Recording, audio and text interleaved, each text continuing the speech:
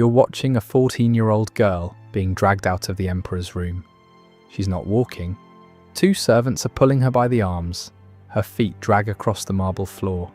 Her eyes are open, but there's no one inside anymore. 3 days ago, that girl was laughing in the room next to yours. This morning they called her. Now she's something else, like someone pulled her soul out. A servant sees you watching. She grabs your arm, pulls you back into your room. Don't look, never look. And when they come for you, don't fight. Rome. Year 39. AD. You're 14 years old. You've been locked in a place called the Garden of Venus for 6 days. And you just learned what happens to girls when they get summoned. Your dad said this was a privilege. Your mum cried when you got on the carriage. The neighbours watched with envy as you rode up the hill toward the palace. No one told you the truth.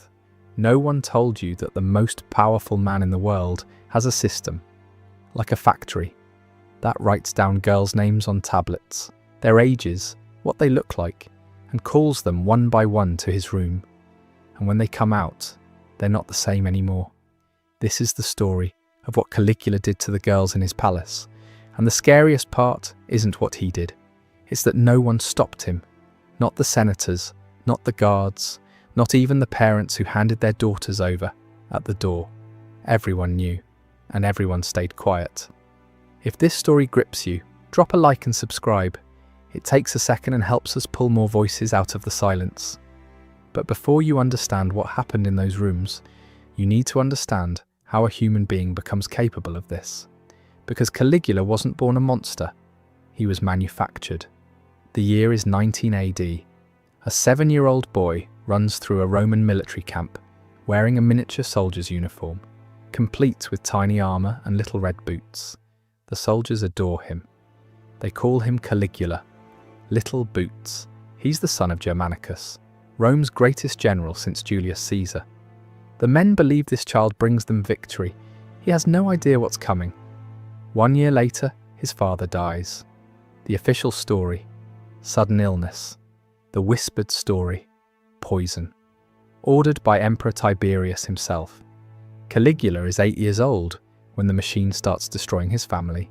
His mother, dragged from their home, accused of treason, starved to death in exile. His oldest brother, arrested, imprisoned, so hungry he tried to eat the stuffing from his mattress.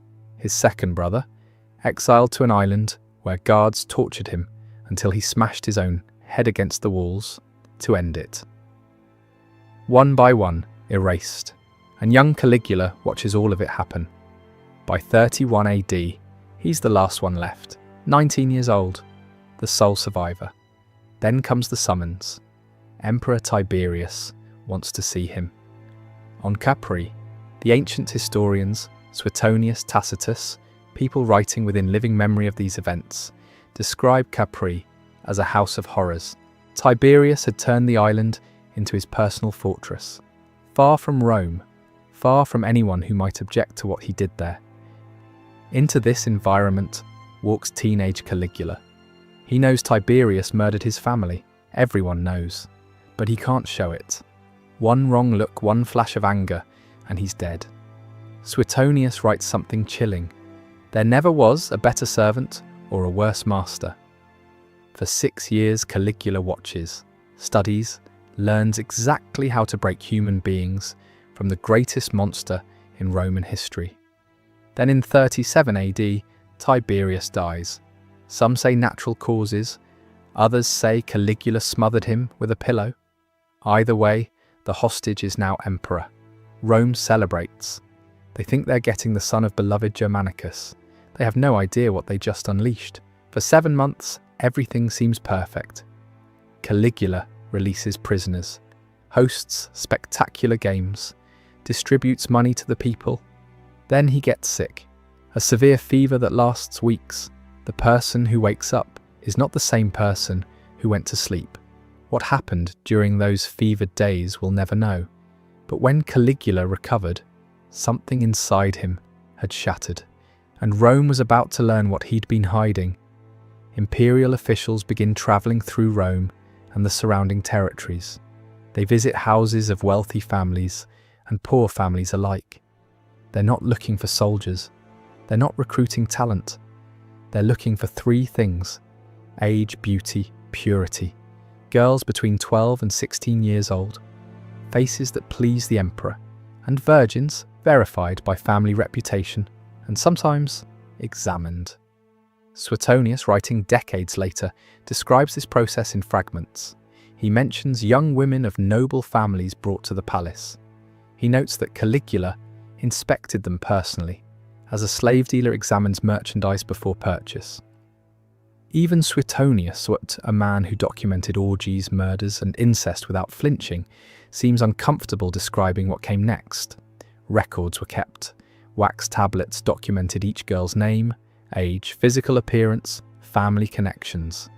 This wasn't impulsive cruelty. This was inventory management, human beings reduced to entries in an accounting ledger. The system was terrifyingly efficient. Officials travelled in pairs carrying imperial seals that opened any door. They had quotas to meet, reports to file. They measured their success in numbers: how many candidates identified, how many families visited, how many girls delivered. This wasn't chaos, this was bureaucracy, and that's what makes it truly horrifying. Not one madman acting on impulse, but dozens of functionaries processing human beings with the same detachment they'd used to count grain shipments. The families didn't resist. In a society where honour was everything, being selected by the emperor was presented as the highest privilege. Parents competed for the opportunity, dressed their daughters in white, braided their hair with flowers. Some mothers wept. Mothers, when the carriage departed, but they wept quietly, because crying loudly would mean they weren't happy, and not being happy would mean serving the emperor was something bad. So they swallowed their tears, swallowed their doubts, and let their daughters go. They called it the Garden of Venus. The name sounds beautiful, romantic, like a place filled with flowers and fountains where young women learned poetry and music. It was a prison. But here's what made it worse than any dungeon. A dungeon looks like a dungeon. Chains, cold stone. You know where you stand. This place looked like paradise. Silk curtains everywhere. Beds softer than anything these girls had ever touched. Perfume thick enough to taste. Food most Romans never knew existed. Servants who smiled and fulfilled every request. Everything beautiful, everything wrong.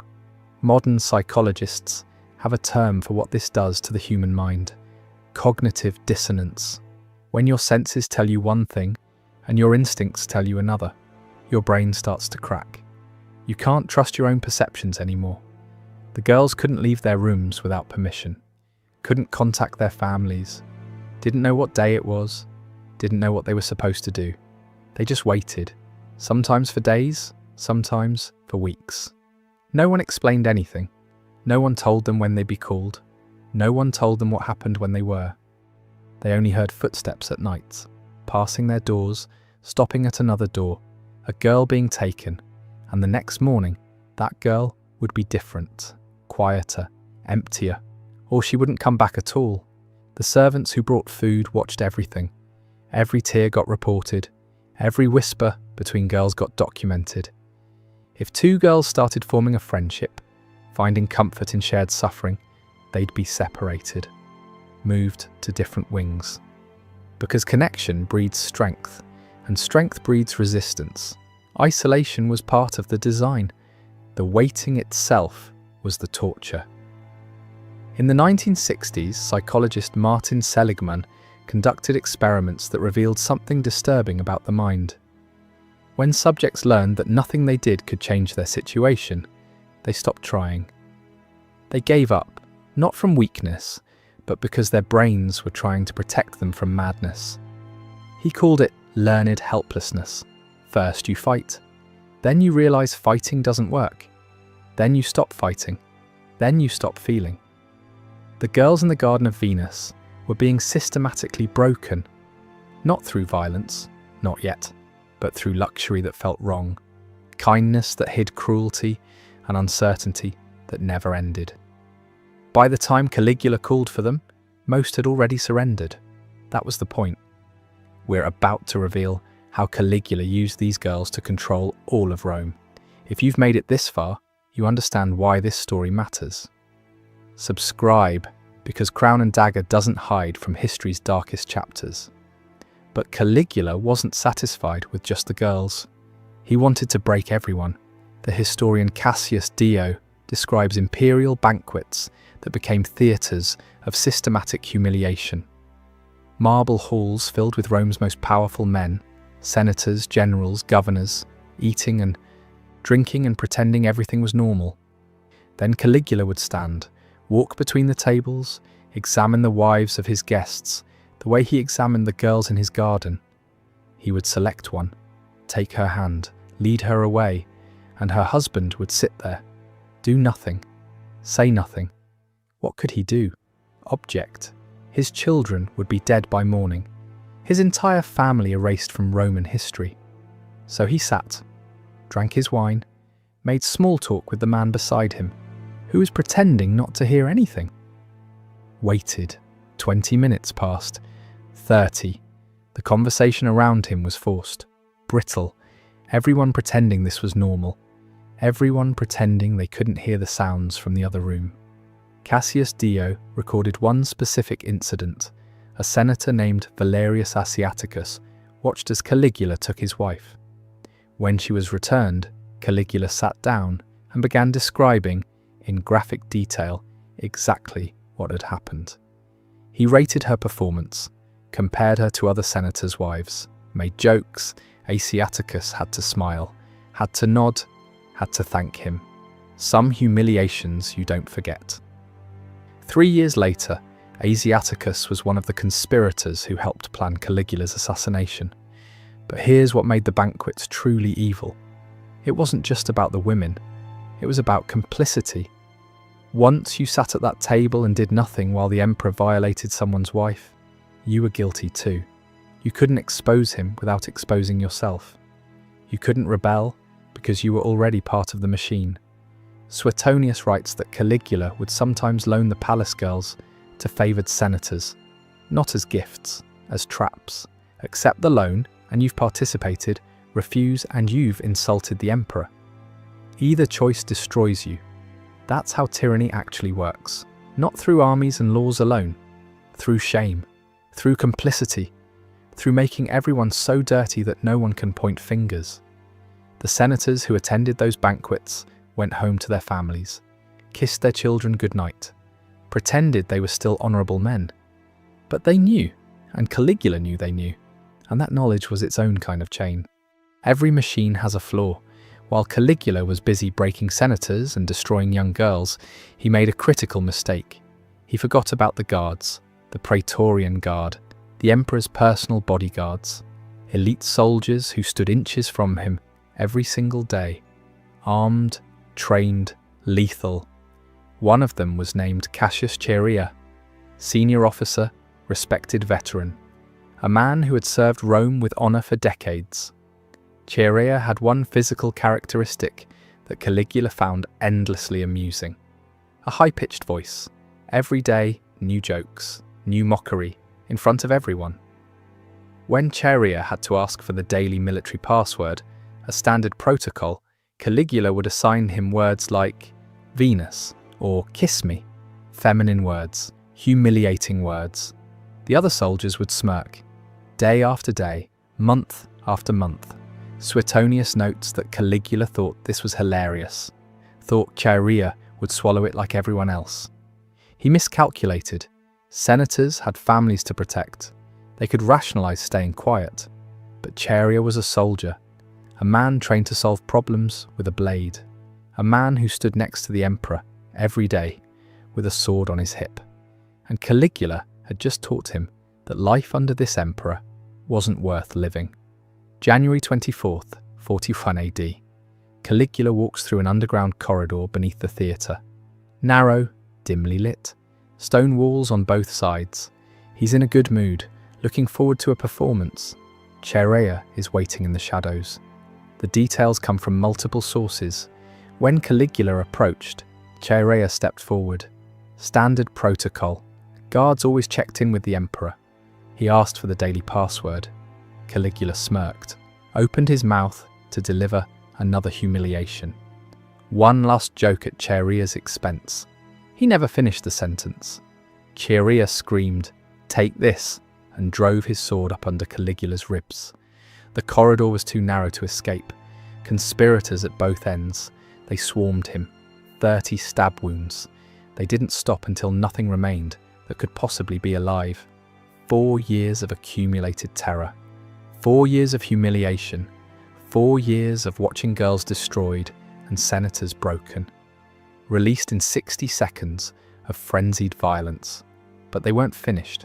They found Caligula's wife, killed her. Then they found the nursery, his daughter, 2 years old.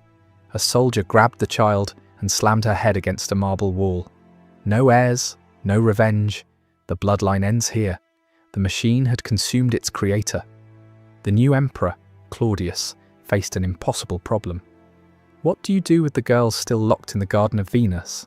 If he acknowledges what happened, the entire empire learns Rome's shame. Families demand justice. Senators who participated get exposed.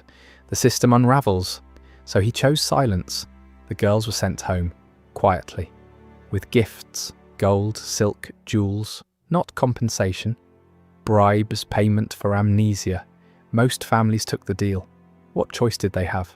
Their daughter was damaged. Goods. No one would marry her now. The best they could hope for was silence. Pretend it never happened. But the girls didn't forget. How do you forget something like that? How do you go back to normal life after what they experienced? According to fragments preserved by later writers, some never let anyone touch them again. Flinched at footsteps. Couldn't sleep without a lamp burning. Some woke screaming from nightmares for decades. Their families learning to pretend they didn't hear. Some simply stopped speaking entirely. Sat by windows for hours, stared at walls, lost in memories they couldn't escape and couldn't share. The Greek physician, Galen, writing a century later, described symptoms he'd observed in women who'd survived traumatic captivity, loss of speech, inability to eat, a deadness behind the eyes. He didn't connect it to the Garden of Venus. Maybe he didn't know. Maybe he knew and couldn't say. But the symptoms match perfectly. One woman, according to a fragment found centuries later, didn't speak about the palace for 50 years. 50 years of silence. Then on her deathbed, she told her granddaughter everything. The granddaughter wrote it down, then burned most of it, but pieces survived. Copied by monks who didn't understand what they were preserving. Hidden in monastery libraries for centuries. And those fragments are how we know any of this happened. Claudius ordered most of Caligula's records destroyed. The ledgers, the tablets, the documentation of the machine, burned. The official histories we have today were written decades later. Suetonius, Tacitus, Cassius Dio, working from memories, rumours, and surviving fragments. Which means what you just heard is only what survived the purge. Imagine what was lost. Imagine what was so disturbing that even Romans who watched people die in arenas decided it needed to be erased. The Garden of Venus is gone now, buried under centuries of construction. Archaeologists have found fragments, a mosaic here, a perfume bottle there. But the rooms themselves? Destroyed. Forgotten. Rome wanted to forget. But you can't erase everything.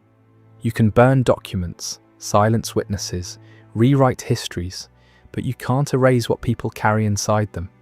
You can't kill what gets carved into memory. You can't destroy the fragments that survivors hide in places no one thinks to look.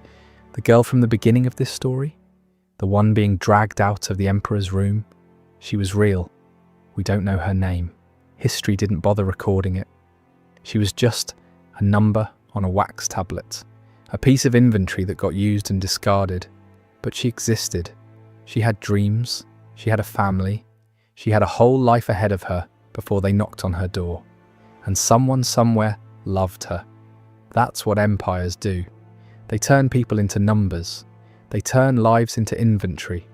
They build systems so efficient that no one person feels responsible. The officials were just following orders. The guards were just doing their jobs. The senators were just protecting their families. The parents were just accepting an honor. Everyone had an excuse, and the machine kept running. The only thing that stopped Caligula wasn't morality, wasn't justice, wasn't the Roman people rising up in outrage. It was one soldier who got humiliated one too many times. If Chaerea had been a little more patient, a little more afraid, the machine would have kept running. How long? We'll never know. And that's the lesson that echoes across 2,000 years. Systems of cruelty don't fall because they're evil. They fall by accident, by one person breaking at the right moment. The rest of the time, they just keep running, consuming lives, creating silence, waiting for someone to finally say, enough. The Garden of Venus operated for 4 years. 4 years of girls being processed like inventory. 4 years of senators being broken at banquets. 4 years of parents handing over daughters and telling themselves it was an honor. And if one soldier hadn't been mocked one too many times, it could have been 40 years, 400. The machine doesn't care how long it runs. It just runs. That's why these stories matter. Not because they're ancient history, not because they're safely in the past, because they're patterns, templates, blueprints that get used again and again. Different faces, different places, same machine. And the only thing that stops it, has ever stopped it, is someone who refuses to stay quiet. This is Crown and Dagger. We don't sanitize history, we show you what actually happened. Because the past isn't dead. It's waiting in the dark, waiting for someone to remember.